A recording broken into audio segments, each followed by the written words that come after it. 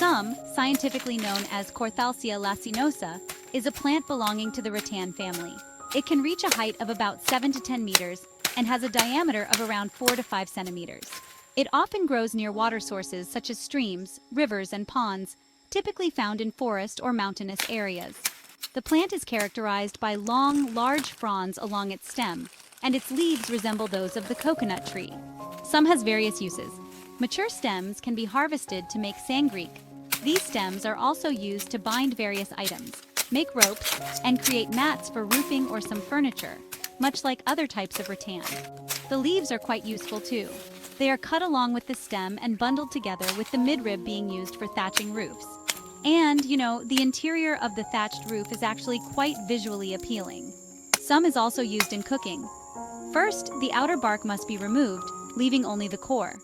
The tender core can be pounded with salt, mixed with chili and garlic, and eaten. It can be grilled, roasted, or used as a dip for fermented fish paste or other sauces. Alternatively, the core can be pounded with chicken meat to make a dish called bok muan Chong Som. For soup, the core is often sliced thinly and used to make sour soup. Another popular dish is Somlor Kor Chong Som, which is a special kind of soup.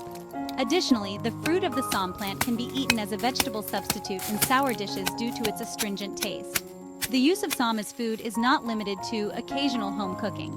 People often go into the forest, sometimes camping overnight, to harvest som shoots for large celebrations.